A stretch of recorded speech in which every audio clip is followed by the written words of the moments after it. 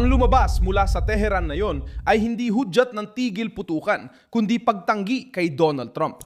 Sa ngalan ng Diyos, ang maawain at mahabagin, ang tinutukoy ninyong estratehikong kapangyarihan ay naging estratehikong pangkatalo. Kung kaya ng pinakamakapangyarihang bansa sa mundo na makaalis sa ganitong sitwasyon, matagal na nila itong nagawa. Huwag ninyong tawaging kasunduan ang inyong pagkatalo. Panahon ng pangako, tapos na.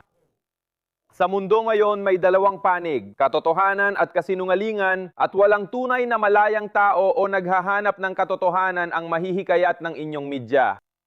Umabot na sa puntong nakikipagnegosasyon na kayo sa inyong mga sarili. Wala na kayong pamumuhunan sa rehiyon at hindi nyo na makikita ang dating presyo ng enerhiya at langis. Hanggang maunawaan nyo na ang katatagan ng rehiyon ay ginagarantiyahan ng lakas ng sandatahang lakas, katatagan sa pamamagitan ng lakas. Ayagang sinabi namin na hanggat ayaw namin, walang sitwasyon ang babalik sa dati. Ang kagustuhang ito ay mangyayari lang iyon kapag nawala na sa inyong maruruming isipan ang ideya ng pagkilos laban sa bansang Iran. Mula sa unang araw, ang una at huli naming salita ay ito pa rin, at ito ang mananatili magpakailanman. Walang sinuman ang makikipagkasundo sa mga tulad ninyo, hindi ngayon at hindi kailanman. Walang tagumpay kundi mula sa Diyos, ang makapangyarihan at marunong. Tumugon ang pamahalang Iranian sa mga pahayag ng Pangulo ng Amerika tungkol sa umano'y negosasyon sa Estados Unidos at ginawa nila ito sa matigas at hayagang paraan. Simple lang ang mensahe. Para sa Iran, nag-aanunsyo ang Washington ng kasunduang wala naman talaga. Imbes na kumpirmahin, inakusahan ng mga opisyal ng Iran si Trump na kikipagnegosasyon sa sarili niya. Nagpadala pa sila ng matinding mensahe na hindi dapat ituring ng mga Amerikano na kasunduan ng kanilang pagkatalo. Naitala ng Reuters at AP ang reaksyong ito bilang bahagi ng bagong paglala ng palitan ng salita ng dalawang panig. Ayon sa Reuters, ang tugon ay mula sa pinakamataas na pamunuan ng militar ng Iran. Ang pinakakapansin-pansing pahayag ay mula kay Ebrahim Zolfakhari, tagapagsalita ng pinagsamang komando ng sandatahang lakas ng Iran. Hayagan niyang kinuwestiyon si Trump at sinabing ang White House ay tila umikata na lang ng negosasyon sa sarili nilang isipan. Ipinapakita nitong ang pagtanggi ay hindi lang galing sa pahapyaw na komento o sekundaryang sanggunian, kundi mula sa opisyal na channel ng depensa ng rehimen. Habang sinusubukan ng Tehran na ipakita ang katatagan sa mamamayan, kaalyado at mga karibal sa rehiyon, mahalaga rin kung kailan ito naganap. Ipinapakita ng mga available na publikasyon na lumakas ang tugon na ito sa pagitan ng Marso 24 at 25, 2026 kasabay ng mga balita tungkol sa digmaan, mga pag-atake at tumitinding presyon sa pandaigdigang merkado ng enerhiya. Mahalaga ito dahil binabago nito ang konteksto. Hindi ito isang lumang pahayag na muling binuhay, kundi isang reaksyon na bahagi ng kasalukuyang krisis na may kaugnayan sa sigalot militar at diplomatiko na nakaapekto na sa langis, pamumuhunan at panrehiyong seguridad. Saan nangyayari ang sigalot na ito formal sa larangan ng diplomasya sa pagitan ng Washington at Tehran? Sa praktika, kumalat ito sa gitnang silangan at pandaigdigang merkado.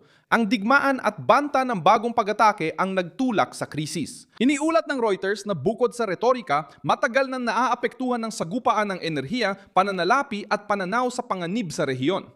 Ito ang dahilan kung bakit hindi basta sinabi ng Iran ang tungkol sa pamumuhunan at presyo ng langis. Ipinapaliwanag ng Iran na kapag nagpatuloy ang presyon, hindi lang militar ang maaapektuhan. Maaring umabot ito sa bulsa ng mga gobyerno, kumpanya at mamimili sa buong mundo tulad ng ginawa ng Iran. Walang malumanay na diplomatikong wika ang pagtanggi kundi panunuya, komprontasyon at dituwirang pagbabanta. Sa pagsasabing mag-isang nakikipagnegosasyon ng Estados Unidos, hindi lang tinatanggihan ng rehimen ang bersyon ni Trump, kundi ginagawa pa itong katawa-tawa, sinasabing huwag ninyong tawaging kasunduan ang pagkatalo ninyo. Tinatangkang baliktarin ng Iran ang kwento at ipakitang hindi Tehran kundi Washington ang naiipit. Sa pagsasabing walang magiging balita tungkol sa pamumuhunan sa rehiyon at walang pagbabalik sa dating presyo ng enerhiya at langis, lalong nagiging agresibo ang mensahe. Ipinapahiwatig ng rehimen na maari mapatuloy ang kaguluhan at mataas ang magiging halaga ng krisis na ito. Bakit mahalaga ang sagot na ito? Dahil sinisira nito kahit sa harap ng publiko ang pagtatangka ni Trump na ipakita ang tagumpay sa diplomasya.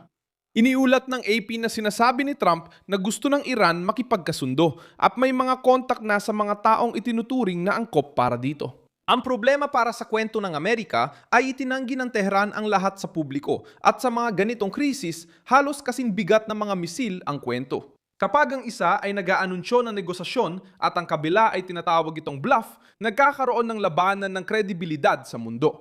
May isa pang mahalagang salik. Mukhang gusto ng Iran na iwasan ang anumang imahe ng pagsuko. At sa ekonomiya, ang paggamin na nakikipag-usap ng direkta sa Estados Unidos ay maaring makita sa loob ng bansa bilang pag-atras.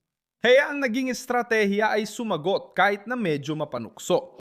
Ang layunin ay panatilihin ang tindig ng paglaban, pigilan si Trump na makinabang sa politika gamit ang ideya ng kasunduan at ipakita na hindi tinatanggap ng Tehran na mailarawan bilang mahinang panig.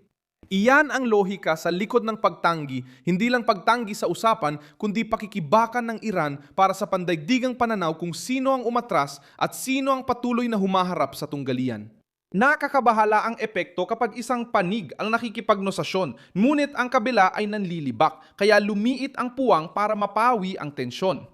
Pinapapataas nito ang kawalang katiyakan, tumataas ang tensyon sa rehiyon at nananatiling alerto ang merkado. Ayon sa Reuters, nadulot ng matinding pinsala sa sektor ng enerhiya ng gitnang silangan ng digmaan.